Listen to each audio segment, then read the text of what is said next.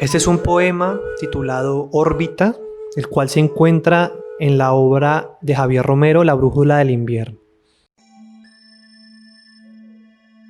Cuando vivía sobre la tierra, comprendí que el violín, en su pájaro más agudo, se transforma en rosal, que el velero va hacia el crepúsculo, no para ser el diminuto punto donde piensa el Big Bang de las despedidas, sino para abrir sus alas de ícaro marino y navegar el vértigo de abrazar al sol.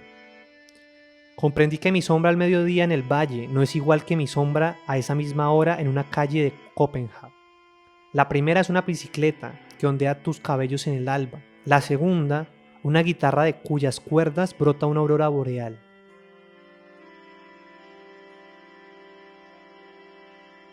En la Estación Espacial Internacional, a 400 kilómetros sobre la atmósfera terrestre, orbitando a 28.000 kilómetros por hora, comprendí que había llegado lo más cerca que estaría en mi vida de ser un pequeño príncipe en un asteroide. Vi 15 atardeceres y 15 amaneceres en un solo día. Hoy fue mi primera caminata espacial. No vi 43 puestas de sol como el Principito, pero vi el día y la noche en una sola. Caída libre, permanente, sin arriba ni abajo, hacia el infinito. Alexandra, la Tierra es redonda, ¿escuchaste? En verdad es una esfera. Es una gota en un cuarto oscuro, vivimos en una gota de lluvia, habitamos una burbuja tornasolada, que un niño sopla en el interior de una cueva de cocuyos. En la mitad de la gota, la luz, en la otra, lo oscuro. Sin embargo, nada permanece en la claridad ni en la tiniebla, todo transita y se transmuta. Vi el río Amazonas pasar entre mis pies durante 5 minutos. Vi al bosque agitando su plumaje. Vi las hojas como una muchedumbre de criaturas ciegas, reunidas para respirar la luz. Vi las nervaduras de Siberia, como enormes neuronas hundiendo sus raíces en la nieve. Vi la cumbre de un volcán y la sostuve entre mis dedos. Vi el disco del huracán sobre el océano y su belleza destructora. Vi las islas como salpicaduras o como los dibujos de un infante en las paredes de la escuela. Vi las ciudades despiertas como una llaga incandescente, pero no vi a nadie, ningún humano, solo el humo que subía hasta la delgada transparencia que limita el cielo de la gota. Alexandra, créeme, la Tierra rota alrededor de su eje, su movimiento es una sonata imposible, como la llamada de auxilio de una ballena encallada en el lodo, o los pétalos de una polilla que se esparce como cenizas en el rocío. El 97% del agua del planeta es salada. ¿Será que vivimos en la lágrima de un dios? Hoy me acompaña Javier Romero, poeta, teatrista, artista conceptual, músico y docente en Panamá, para hablar un poco acerca de la relación con la fuerza de la poesía. Y mi obra ganadora del Miro, que va a salir pronto, Sucede que me canso de ser hombre, se llama. Que es un título que está tomado de un verso de Neruda, de Walking Around, de un poema de Neruda que comienza: sucede que me canso de ser hombre, que me canso de los pies y de mi sombra. Pero lo de Neruda va más por la parte existencial de ser, de un ser humano. A que la palabra hombre en esa época en que se escribe el poema era la que se había constituido como la palabra de referencia para referirse a la humanidad. Ahora eso ha cambiado, obviamente, afortunadamente. Y lo de mi libro va más como por el cansancio de ser hombre dentro o de tratar de encajar dentro de las ideas hegemónicas de cómo debería ser un hombre. Y entonces ahí aborda un poco la reflexión acerca de las masculinidades tóxicas y algo que era muy importante para mí también, el derecho a la ternura. Cómo es vivir estos estereotipos de hombre nos han privado de experimentar la ternura a los propios hombres. Nos han sesgado de un gran tesoro emocional, de experimentar, nos han separado de una parte de nuestra propia humanidad y de nuestra propia mente. que obviamente eso se repercute en una cantidad de comportamientos, enfermedades mentales, etcétera, enfermedades físicas incluso. Entonces, el argumento son dos hermanos que han planeado el asesinato de su padre y el intento de un tercer hermano por evitarlo, el cual es golpeado por los otros dos y lo dejan pues queda inconsciente. Y luego ellos han planeado una especie de emboscada donde el padre tiene que llegar y en un momento que los van a atacar, pero al final ellos no se atreven porque en el fondo ellos no son asesinos realmente.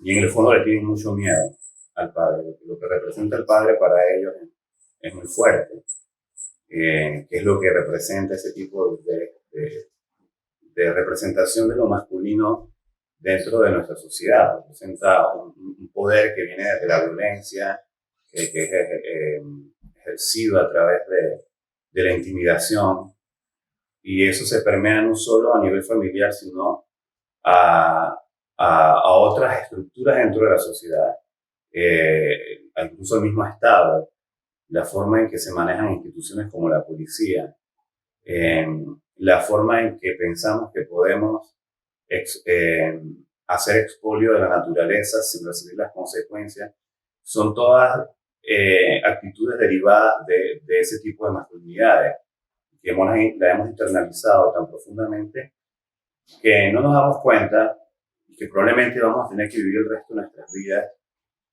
alerta para ajustar esos comportamientos. La obra trata de reflexionar sobre sí, sin intentar ser un texto filosófico o académico del tema.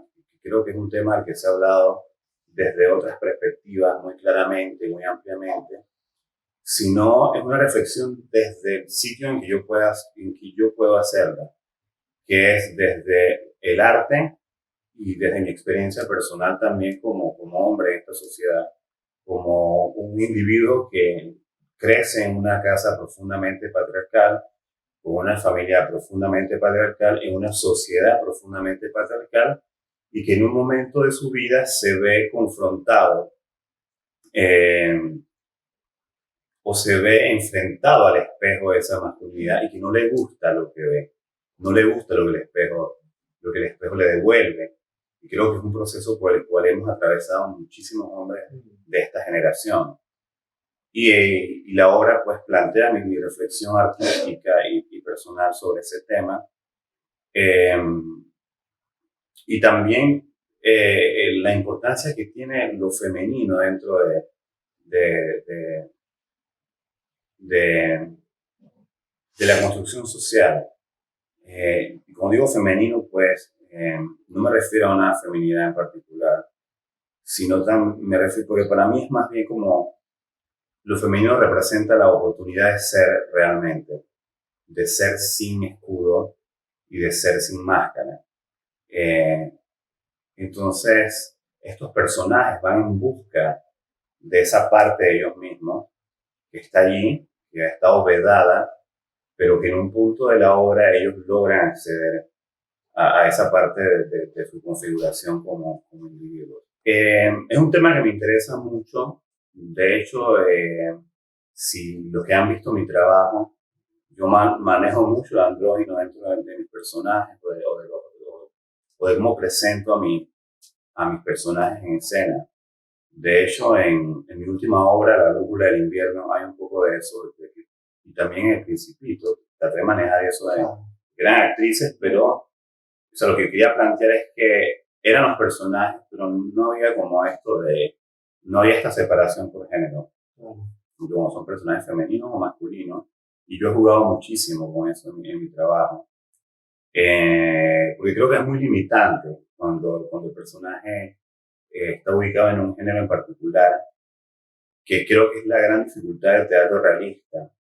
Decía uno de mis maestros, José Sánchez Sinisterra, siempre tenemos que negociar un poco con el realismo del teatro. Pues. Y es cierto, porque siempre hay que colocar puntos de unión referenciar un poco para tener un punto de un vaso comunicante con el espectador, que no necesariamente es un especialista en teatro, y por lo menos a mí en particular siempre me ha interesado que mi obra sea una obra que todos puedan disfrutar, que no sea una obra exclusiva para especialistas. Ese ha sido mi anhelo. Si lo he logrado o no, pues, eso todavía está por verse. Pero en ese sentido sí me ha interesado siempre. De hecho, la adaptación, la puesta en escena que hice sobre el 9 de enero, nosotros 1964, los mártires son en su totalidad interpretados por actrices. Y yo siento que los espectadores lograban por momentos ver a una chica, un chico, o simplemente ver el personaje en sí mismo de una manera más quizás conceptual, decir el mártir o el que murió en ese suceso, los jóvenes que fueron asesinados en ese momento, desgraciadamente. Y creo que lo de que si es hombre o mujer, creo que queda disuelto, es lo menos importante. Y eso ha sido, de hecho, algo un poco inconsciente, porque no fue algo que yo que busqué en un primer momento, pero fue algo que se fue dando y que varias personas, incluso especialistas, me han hecho notar, oye, mira, que en tu teatro pasa esto y esto. Siento como que el género se disuelve. O tu teatro trata mucho sobre el encierro, siempre son personajes que están encerrados en alguna parte, que me lo hizo notar un tipo cubano hace poco. Esos símbolos que lo acompañan a uno, que quién sabe de dónde vienen, de la niñez, de los sueños, de las experiencias. Siento que la poesía es una actividad que tiene sobre todo que ver con mirar al mundo, o mirar el universo más bien, porque se trata de mirar incluso fuera de este mundo y mirar dentro de los mundos que llevamos por dentro. Mirar el universo con humildad y mirarlo con inocencia. Creo que eso es lo principal. Y lo demás es pues aprender las herramientas de tu oficio. Para mí la poesía no solo se trata de las palabras, esto lo he hecho en muchas entrevistas, pero es lo que yo creo que ha permeado toda mi producción, incluso en teatro, con las instalaciones, en el videoarte en que estoy incursionando ahora. Yo creo que la poesía es un fenómeno del lenguaje, que el poema escrito es el más popular, no el más popular porque no lo es, digamos el más conocido, responde a que el material que se usa es común a todos los hablantes de una lengua, pero hay otros lenguajes que son susceptibles de transformarse en poesía. El teatro, escuchar músicos como John Cage o Stockhausen, que hacían poesía de la música, a Satie, a Rachmaninoff, a la segunda de Mahler, son piezas profundamente poéticas. Escuchar la música clásica hindú, por ejemplo, son instancias donde el lenguaje sonoro se transforma en poesía. Lo mismo pasa con otros lenguajes artísticos, incluso con lenguajes que consideramos que están fuera de lo artístico, como la matemática. Hay ecuaciones cuya perfección y cuya eficacia para comunicar un aspecto de la realidad que me parecen completamente poéticos. Y en cuanto al modelo que le damos a poesía, hice esta introducción porque quiero plantear que hay como un choque entre los estereotipos de cómo es un poeta y lo que la poesía, por lo menos desde mi punto de vista, realmente conlleva. Entonces, ¿qué pasa en la poesía? Yo pienso que ha habido, y con esto no me quiero hacer más desconstruido ni nada, porque creo que todos tenemos constantemente, es una tarea de toda la vida, una tarea que por lo menos a los hombres que nacimos en esta generación nos va a llevar el resto de la vida. Pero podemos aportar para que los que vengan después tengan un desarrollo fuera de estas estructuras que tanto daño han hecho a toda la sociedad. Pero creo que la figura del poeta es profundamente machista, por lo menos en Occidente. El filósofo también. Es profundamente machista. Está, pues, ha habido durante mucho tiempo un culto al malditismo. Entonces, ahora lo voy a decir más en un lenguaje más sencillo. Era cool estar borracho. Alguna vez yo viví ese estereotipo, eso no, digo, no me estoy poniendo ahora como que yo soy el que va a ceremoniar a nadie. Era cool tener una vida caótica, era cool ser responsable con los sentimientos de las personas que te rodean, porque como eras un artista todo se te estaba permitido.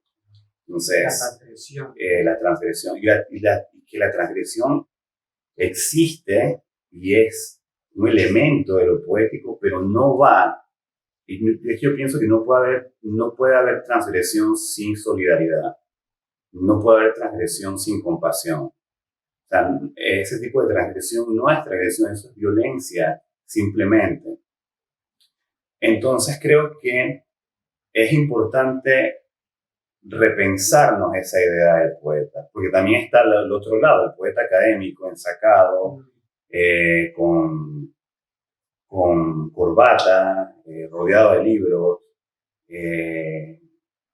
con diccionarios de la RAE, etcétera, que también es un constructo, que también constituye una figura de autoridad y en el sentido patriarcal, ¿ves?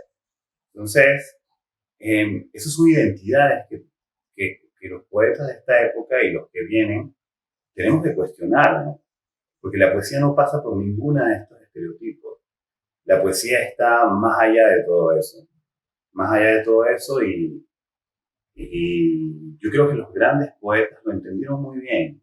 Gente como Walt Whitman, eh, eh, fueron gente que, no, yo pongo el ejemplo de Walt Whitman porque es un ejemplo es muy clarificador de esto que te estoy diciendo.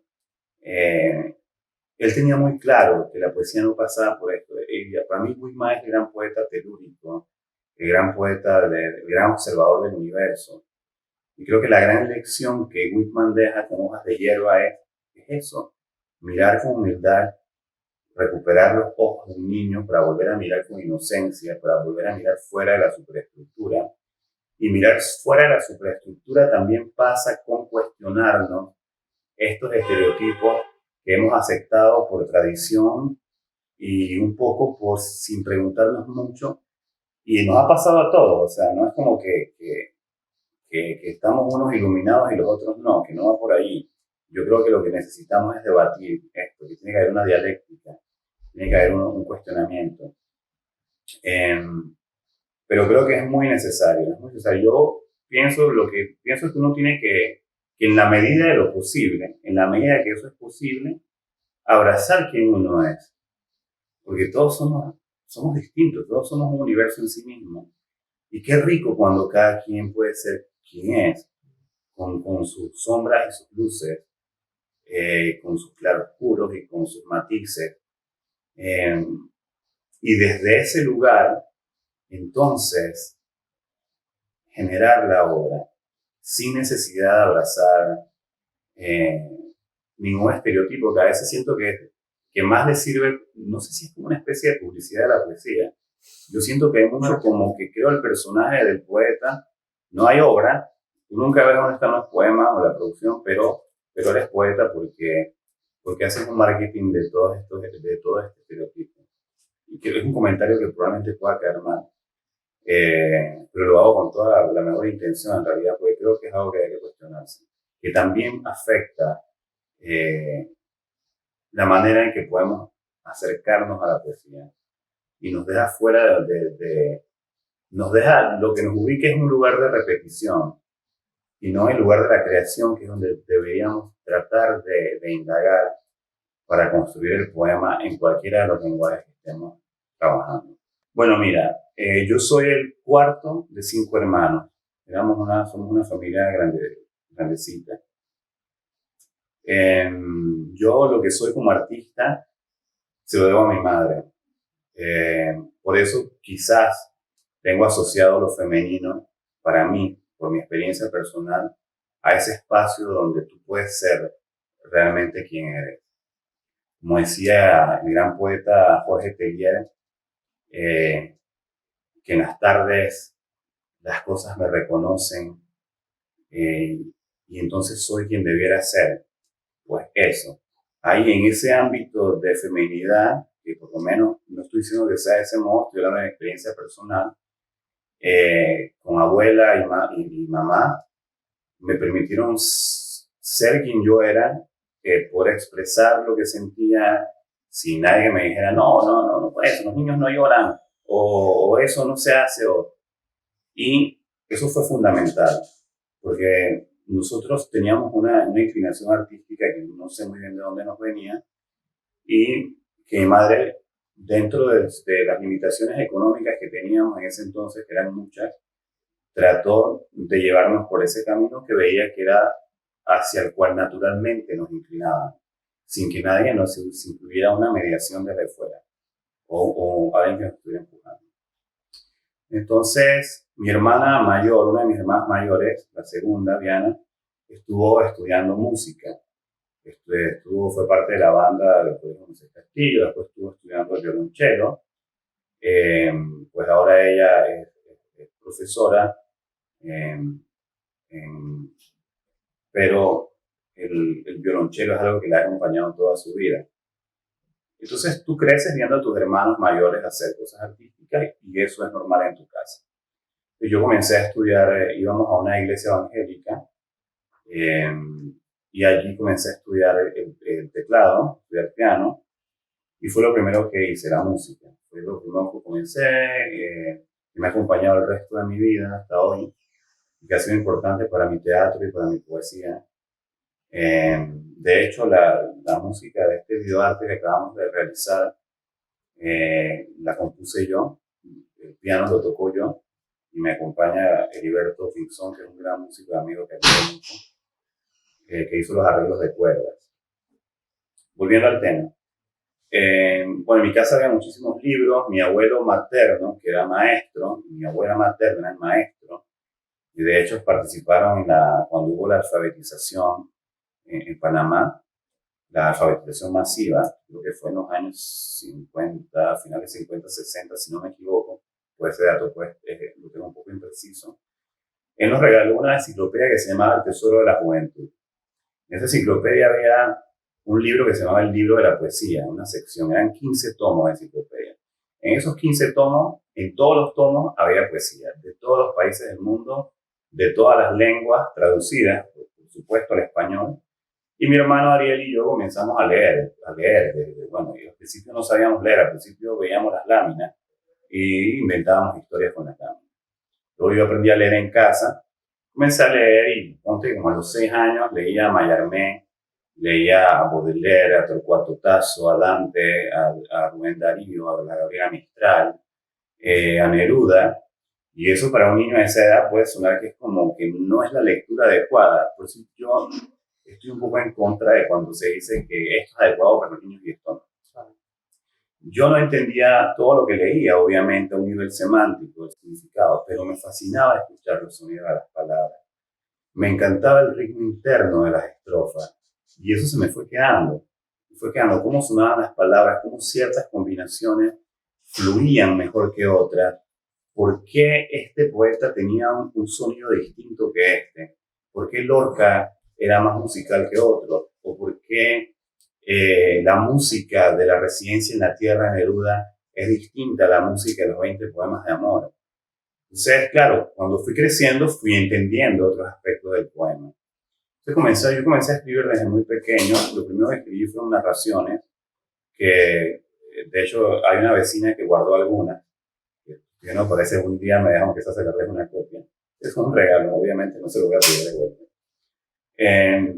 Y eventualmente comenzamos a hacer teatro también en la iglesia, con mi hermano y otros chicos. Teníamos un pequeño grupo de teatro y comenzamos a girar por las otras congregaciones. Eran unas obras didácticas donde tratábamos de hacer crítica de la hipocresía de algunos hermanos que eran parte de la congregación y donde los que nos felicitaban por las obras generalmente eran esos mismos hermanos que tratábamos de arrojarle piedras. Pues fuimos creciendo y obviamente nuestra necesidad de expresarnos y de libertad no se condecía con los dogmas religiosos, pues. Y dejamos, pues, la iglesia. y comenzamos a hacer arte ya más secularmente, pues, de una manera más laica, por decirlo de algún modo. Eh, y pues luego yo estuve intentando estudiar medicina, no progresó eso. Qué bueno, qué bueno. Y luego pues me puse a estudiar literatura, a estudiar teatro, y he sido un gran autodidacta también. Soy alguien que me he interesado por la matemática, he estudiado matemática un poco informalmente, pues tomando cursos en línea, de ciertos temas en particular que me interesaban, y es algo que me apasiona mucho, que la gente a veces como que matemática y arte, que creo que es otra cosa que hay que desconstruir en nuestra sociedad. El hecho de que si eres artista no puedes interesarte la ciencia o al revés, lo cual es una quimera, y lo cual otras épocas de la humanidad nos demuestran que no es de ese modo.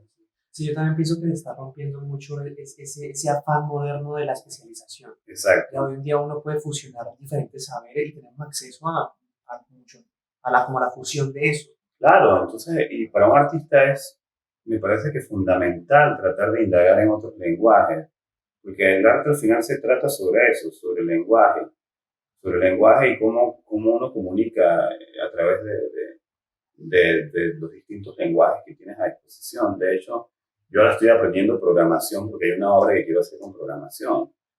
Quiero ver qué puedo sacar de la programación para mi teatro y para mis instalaciones. Pero si me pongo a pensar, no, es que yo soy artista y entonces no tengo nada que ver con la ciencia, me limito.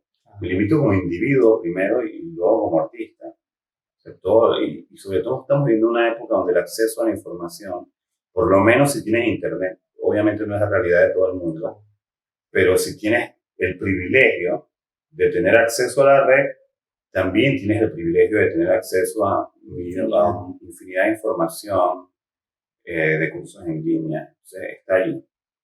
Pero mi formación artística ha sido pues ecléctica, diversa, parte formal, parte autodidacta. Y yo he siempre estado como muy atento a ver y a indagar, a observar, porque de dónde va a venir la próxima obra es en general inesperado. Porque mira, mi relación con las religiones oficiales es complicada. No quiero como hacer un juicio sobre los creyentes, porque también tuve la oportunidad de ver desde adentro. Y por lo menos en la congregación a la que yo asistía, hay gente valiosísima, gente de una nobleza y de un corazón tremendo, que creo que incluye a mi propia madre, que sigue practicando su fe, que creo que viven lo que Cristo planteaba y no lo que las instituciones religiosas han elaborado a partir o tergiversado a partir del discurso de Cristo. Sin embargo, mi relación con la iglesia en general es una relación complicada. A mí me causa, la verdad, lo digo con toda sinceridad, rechazo. Me causa rechazo porque pues, viví lo que fue como las prohibiciones constantes. En una época de la vida donde tú estás hambriento de experimentar, de hacer, y que obviamente esas prohibiciones fueron las que nos llevaron a alejarnos, decir, no, esto no puede ser, esto no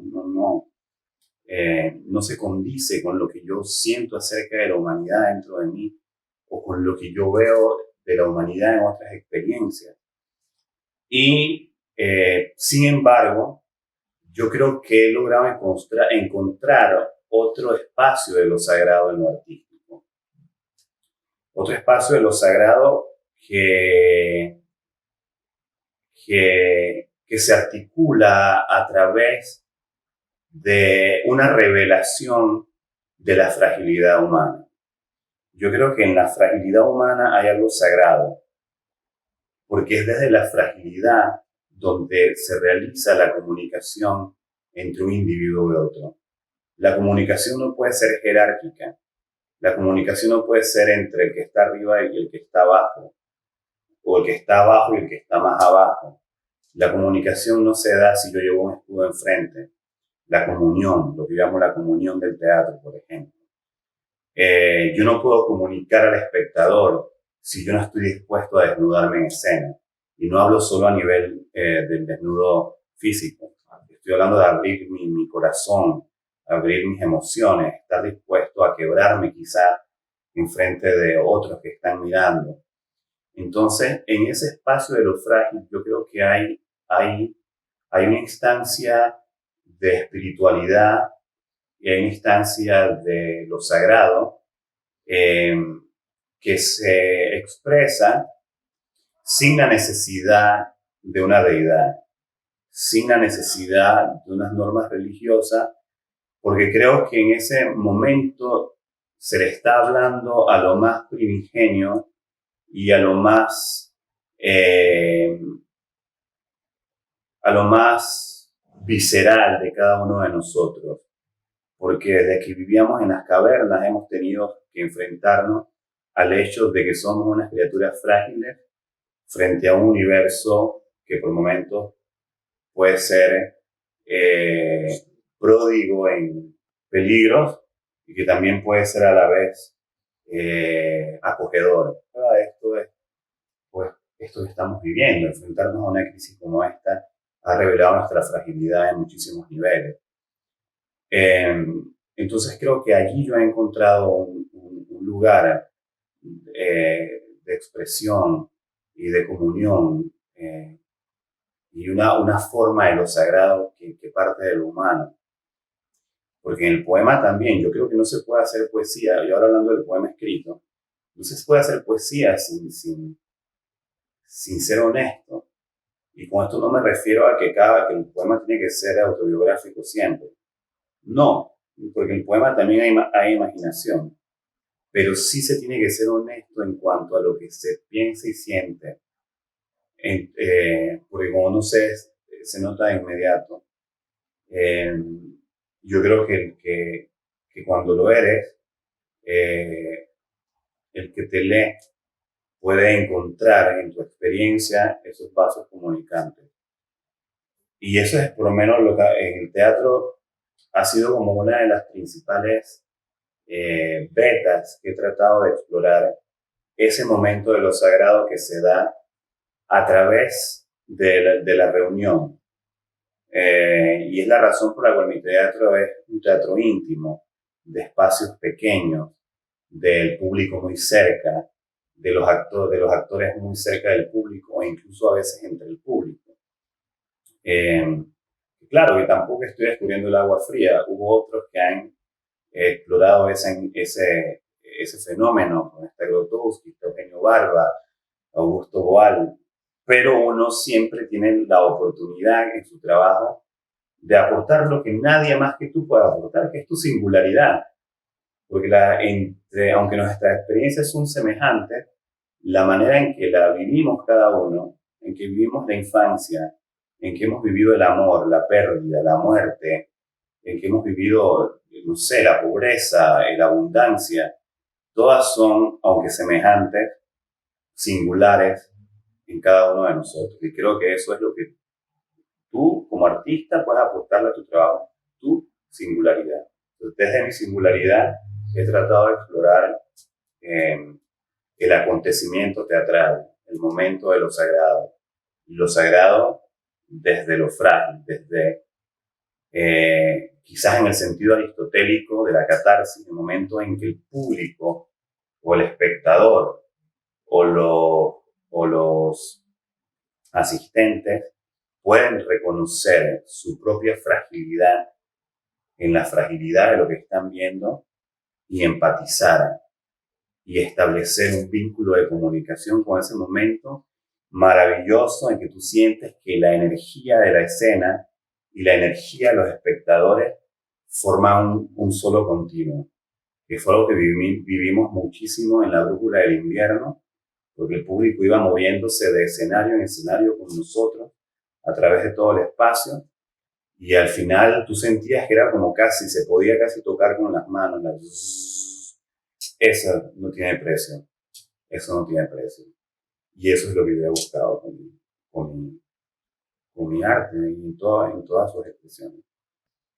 Yo creo que en el teatro, mi primera obra es Sueños de Familia. Es la que yo siento que puedo decir, ahí está Javier. Te empoderaste, digamos. Claro, ahí estoy yo, mis experiencias, mis alegrías, mis heridas, sobre todo, porque es una obra sobre, sobre la familia, y bueno, sobre el hecho de que las familias partía la premisa de que todo el mundo piensa que su familia es una familia de locos. El hecho es de que todas las familias son familias de locos. Todo el mundo tiene sus issues, sus enredos, sus situaciones que pueden degenerar en la violencia o que pueden evolucionar hacia el amor y la comprensión. Y pueden incluso ser un aglutinante de la familia cuando se superan esas situaciones. Que va por allí. Entonces ahí estoy yo porque yo siempre digo que mi obra es un pedazo de mi propia alma, con lo complicado que es decir la palabra alma en esta época, pero para mí es así. Hay un pedazo de mí mismo, de mi propio mundo interior. Y yo veo el mundo poéticamente. Y mi teatro es un teatro profundamente poético, y que lo ha visto se puede dar cuenta de inmediato. Y es una reflexión poética sobre estas disfunciones familiares. Y entonces yo sentí que yo planteé por primera vez cuál era la vía que yo quería seguir en el teatro. Mi primera obra en poesía es Delirios de la Sangre, que la escribí a los 17 años, pero que gana un concurso ya cuando yo tenía 19, un concurso en la universidad que se llamaba Demetrio Real Sevillano. Ahora tiene otro nombre, sí, es el mismo concurso que sigue la universidad. Por eso es que es tan importante que se mantenga la educación pública y que se invierta en subir el nivel de la educación pública. Porque ese es un concurso de donde muchos poetas que todavía siguen produciendo salieron, que fue un primer impulso para esos escritores. Y es una obra pues, sobre el amor, como podía ser a los 19 años. Y sin embargo, es una visión un poco amarga del amor. Cuando leo ahora Mi Brújula del Invierno, que es mi libro de poesía más reciente, bueno, y también Las Cartas de la Extinción es más reciente. Pero digamos, La Brújula, el que está publicado, el último publicado en poesía, veo cómo he cambiado desde hasta acá, es increíble. Pero también siento que están los elementos que a mí como escritor me interesaba explorar, que era eso de la musicalidad, la plasticidad del lenguaje, y comenzaba a encontrar algo que he buscado a lo largo de mi praxis como poeta, que es el equilibrio o transitar esa frontera, que creo que lo logro más en La Brújula del Invierno, está mucho más planteado, entre el lenguaje cotidiano y el lenguaje metafórico. Porque creo que como individuos habitamos ambos lenguajes. Entonces, para mí era importante expresar esa dualidad, o más que dualidad, ese pluriverso del lenguaje, porque el lenguaje es muy grande. Entonces, allí comienza a plantearse eso. Y, pues, esas son mis primeras obras. Yo siento que mis primeras instalaciones son mis escenarios de teatro, que eran todos pensados, porque admiraba mucho a Gordon Gray, a Jessica Stockholder, a Ai Weiwei.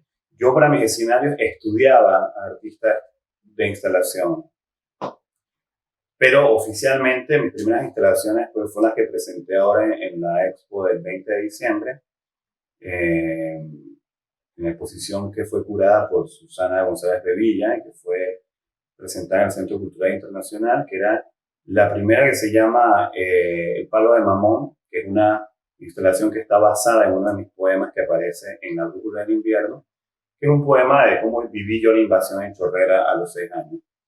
Y la otra, que es una obra interactiva, que se llama Instrucciones para conversar con un árbol triste.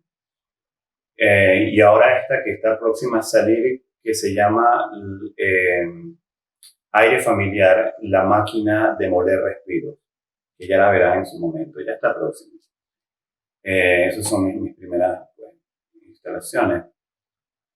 Y podría tener otras subobras que están guardadas, pues que en algún momento saldrán. Bueno, no subobra, el prefijo sub es terrible, digamos, protoobras, están todavía en proceso. Se interesa por distintos elementos o investigar distintos procesos para su producción. Pero yo pienso que todos esos procesos también de algún modo están enmarcados por el momento personal en el que tú realizas tu obra.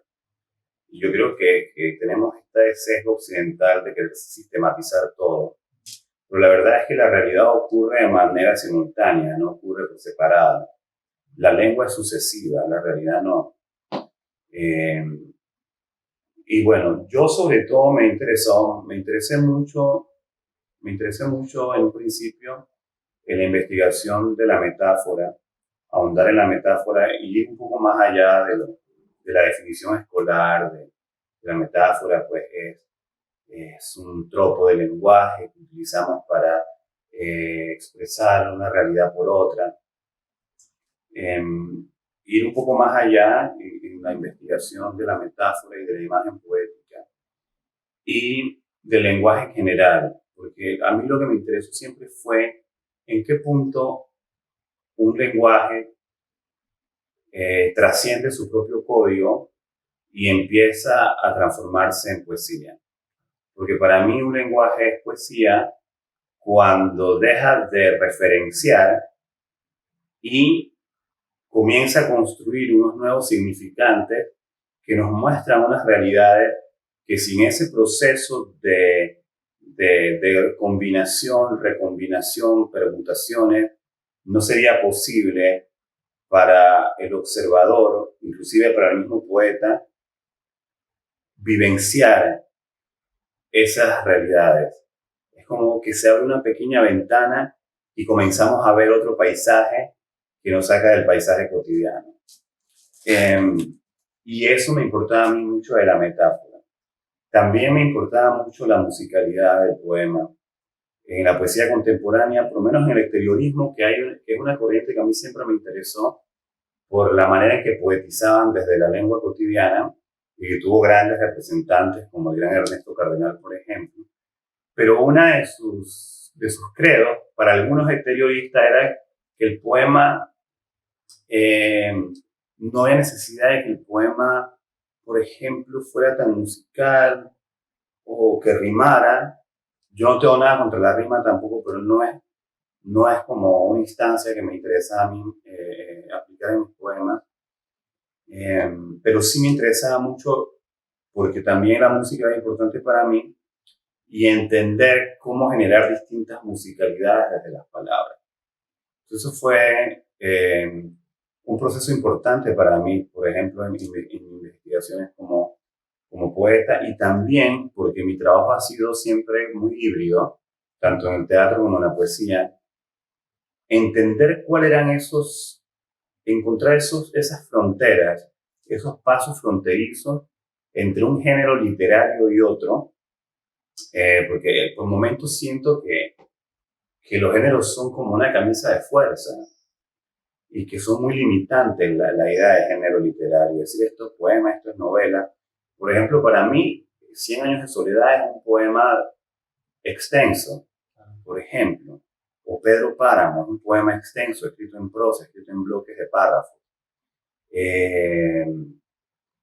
Y para mí, por ejemplo, hay poemas que son más prosa o por lo menos textos, no poemas, textos escritos en estrofa, que son más prosa que cualquier cuento. Entonces creo que a veces estos contenedores de los géneros son una especie de camisa de fuerza, o por ejemplo los ensayos de Camus. A mí, por ejemplo, el mito de Sísifo, siempre, hay una parte que es poesía pura, y el hecho de partir de un mito para reflexionar acerca del suicidio y de la sensación del absurdo, a mí me parece ya que partía desde una premisa poética.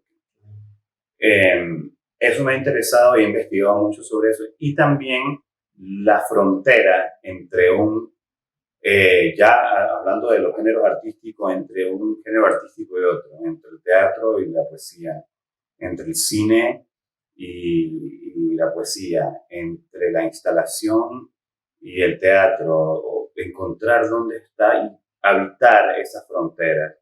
Para mí ha sido importante habitar esa frontera, porque creo que desde allí podemos llevar nuestra búsqueda eh, un poco, un poquito fuera de los límites, o por lo menos empujar los límites, o ayudar a empujar esos límites un poco más. La filosofía es algo que siempre ha estado en constante diálogo con el arte. Y me hace mucho ruido cuando se plantea que son disciplinas.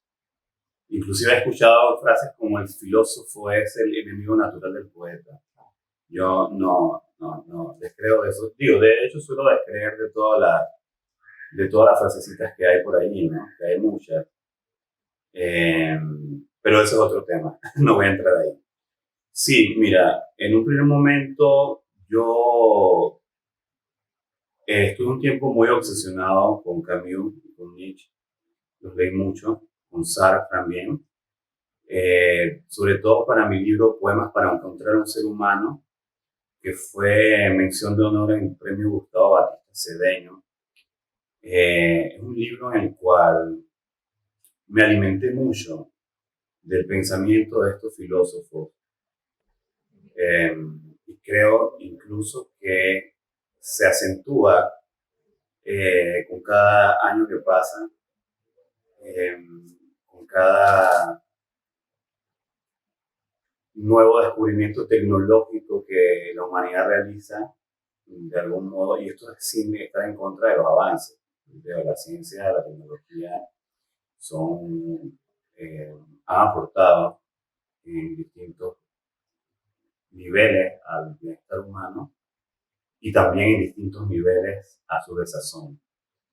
Eh, pero creo que es una angustia que viene sobre todo de una especie de incapacidad de conectar con el otro, que es como uno de los signos más evidentes de la sociedad actual, en la cual hemos construido un culto a la individualidad, eh, y donde hemos dejado de lado un poco el hecho de que si hemos logrado prevalecer durante tanto tiempo en este planeta, como especie, no fue porque cada quien jalaba por su lado. Se sabe que cuando fuimos cazadores o recolectores, teníamos que movernos en grupo para poder sobrevivir. Eh, y creo que la idea de la colectividad se ha ido desvaneciendo cada vez más, y esta idea de que lo que yo quiero está por encima de cualquier cosa y yo mido mi realización en tanto yo pueda obtener todo o satisfacer cada uno de mis pequeños deseos. Entonces yo me considero que me he realizado como persona. No digo que sea la situación de todo el mundo, porque también está el otro extremo, la gente que no tiene oportunidad de realizar por las condiciones sociales y económicas que tienen, eh, están fuera incluso de esa reflexión de pensar en realizar algún deseo, pero precisamente esas situaciones son producto a un nivel económico de esa individualidad extrema, desbordada. Quiero, necesito saciar esto, por encima de lo que pueda pasar en colectivo o lo que represente la colectividad. Creo que esa angustia existencial de la que hablan estos filósofos surge de allí. Y, por ejemplo, en mi obra, Poemas para encontrar un ser humano, que por algo tiene ese título, que podría llamarse Poemas para encontrar al otro, o la otra, también podría ser, porque era esa búsqueda de la otredad, ese intento de conectar con el otro. Bebe mucho de estos dos filósofos, Eh, También Sueños de Familia me parece que va por esa misma línea, porque esta familia, aunque están todos juntos, cada uno vive encerrado en sí mismo. Eh, También creo que mucho del giro de colonial ha contribuido a mi praxis.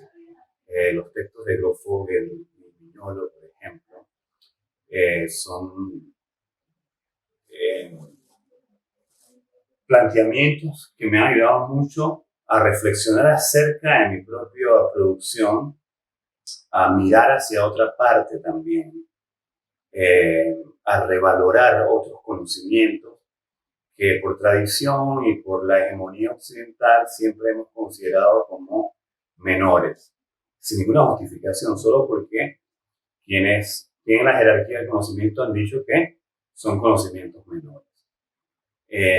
Y de algún modo, cuando te ubicas en ese punto de vista, te empobreces, porque entonces te limitas en conocer algo que podría aportar muchísimo a tu praxis como artista y a tu realidad como individuo.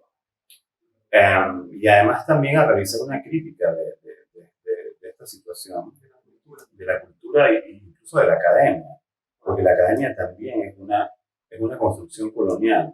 A mí me da mucha risa cuando escucho a la gente decir, no es porque la RAE lo dice, porque no se puede decir todo es porque la RAE dice que no se puede. La RAE es una institución colonial y la lengua Se transforma. la transforma. La lengua no lo hacen las instituciones, la lengua la hacen los hablantes. Digo, el ejemplo más fehaciente es Latinoamérica. Tú vas a Costa Rica y ellos tienen las palabras, adquieren otro significado en ese contexto, adquieren otro significado si vas a Colombia, adquieren otro significado si vas más al sur, a Chile o a Centroamérica, porque ese grupo de hablantes construyó esa lengua, esa dinámica desde otras perspectivas.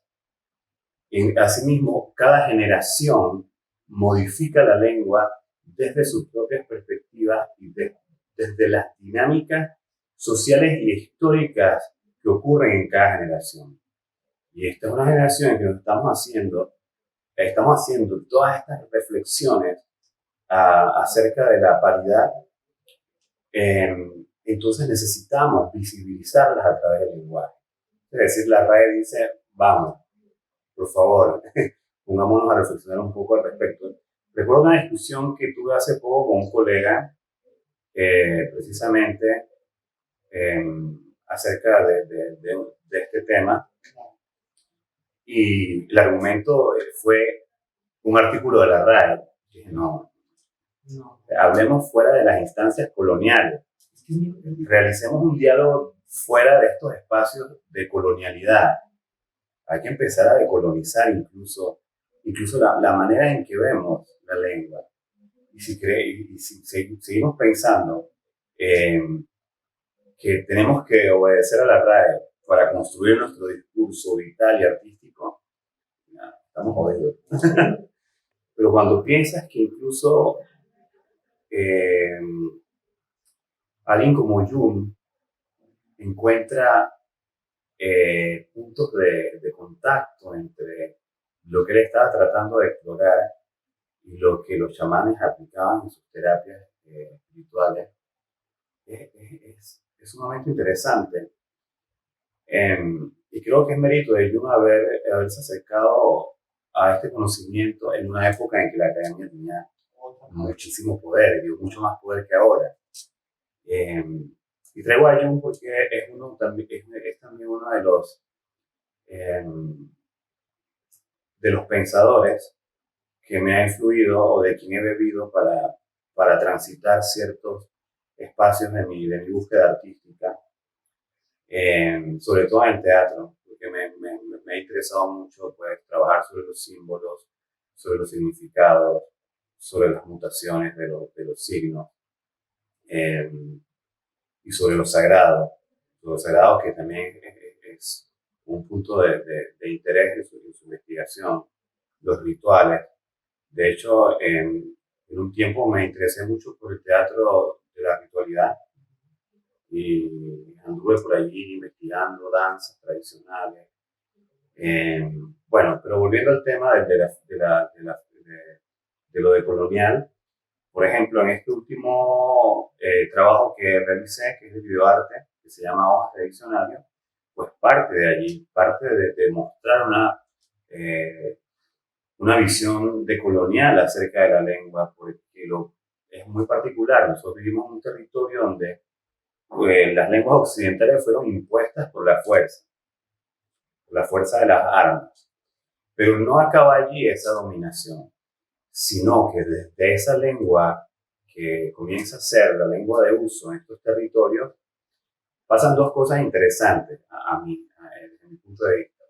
Pasa que todas las lenguas indígenas son apartadas, son consideradas inferiores y de algún modo son marginalizadas. Ni siquiera lenguas, dialectos. Dialecto, imagínate, que la palabrita, es la palabrita científica para rebajar a una tradición lingüística que llevaba cientos de años antes de que empezara la invasión europea en América. El otro es que desde la misma lengua occidental que es importada, en este caso el español o el castellano, comienza un proceso de construcción de significados que tienen como objetivo categorizar a los que vivimos en estos territorios y establecer una jerarquía entre el que viene de ultramar y el que es originario del territorio americano.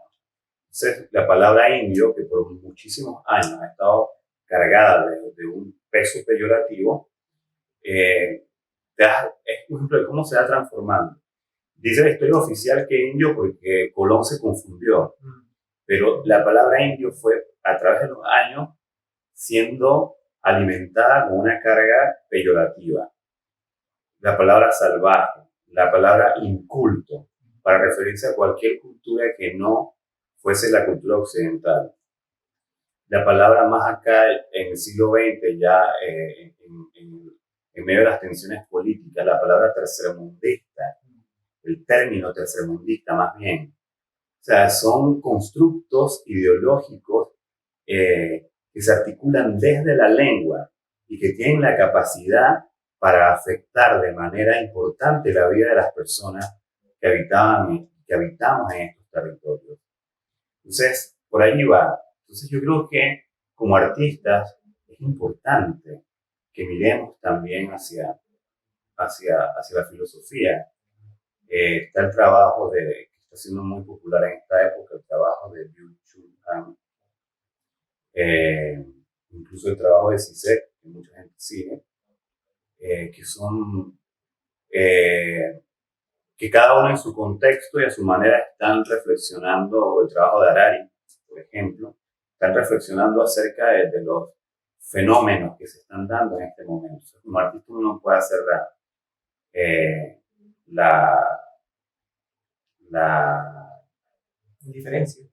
Sí, ser indiferente y poner la cara por otro lado. Mucho se dice que el arte no tiene la obligación de ser social. Eso es cierto. No de ser panfletario más bien, porque lo social creo que es otra cosa. Yo sí creo que no hay arte que no sea social. Hasta el arte que pretende ser más puro, entre comillas, se posiciona. Es una posición política. Pero no hay arte social en tanto que el artista proviene de una sociedad y de una cultura en particular y que se ve afectado, quiera o no, por esos fenómenos. Lo que yo sí creo es que el arte no puede ser irresponsable. Eso sí, ¿no? Ya está bien, tú piensas que tú vas a ir hacia un arte más abstracto, eso está perfecto. Yo pienso que la creación tiene que tener libertad total para indagar en diversos territorios. Y de hecho, en territorios incómodos es necesario indagar. Lo que no se puede ser irresponsable. No puede ser irresponsable y no se puede negociar con la violencia.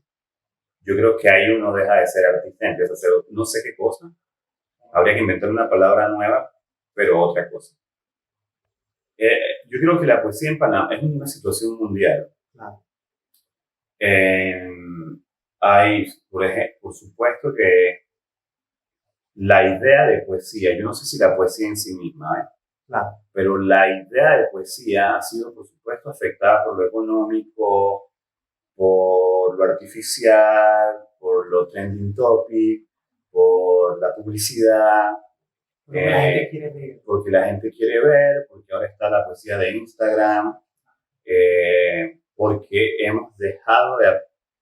está pasando un fenómeno muy, muy particular, o sea, no... eh, está el fenómeno de lo instantáneo y de lo fast food, de lo rápido. Instantáneo y rápido es mejor, ¿ok? Entonces, por eso tú ves que hay todos los lineamientos de este video en Instagram debe durar 10 segundos. Ya. Y si no atrapaste al público en 10 segundos, te fregaste. A mí me pasa, por ejemplo, con los videos. Yo hago entrevistas. A veces, por ejemplo, de este video, eso puede salir más o menos 1 hora y media. A veces no tiene que tener 15 minutos. Yo digo, ¿para qué hago una entrevista entonces profunda? Claro. En 15 minutos, ¿qué puedo sacar? Claro, total. Entonces, eso mismo se ha traspasado a los lenguajes artísticos. Entonces, está el fenómeno de la poesía de Instagram, por ejemplo, por dar un ejemplo, eh, donde son textos que son más bien como pensamientos. Y ojo, no estoy diciendo que la gente no tenga derecho a expresarse. Todo el mundo tiene derecho a expresarse, eso no está en discusión.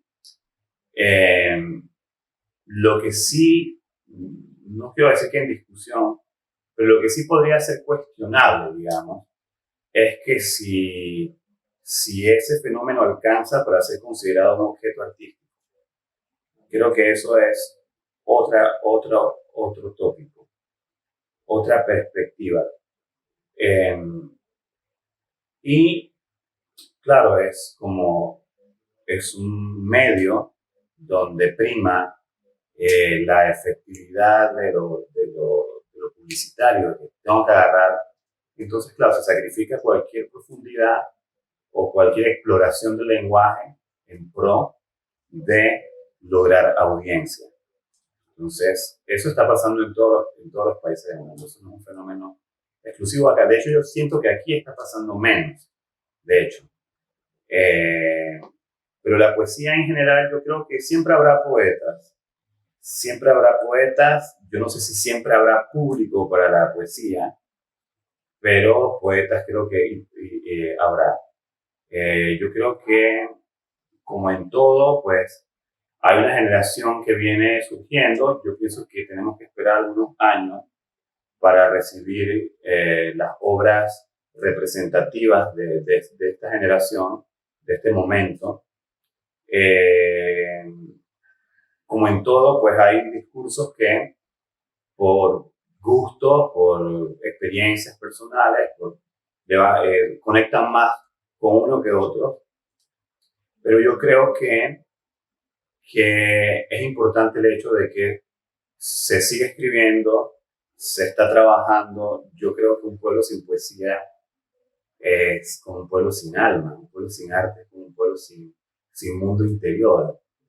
Y cuando no hay mundo interior, lo único que nos queda es la violencia, que es lo peligroso. Cuando no hay interioridad, lo único que nos queda es el caos.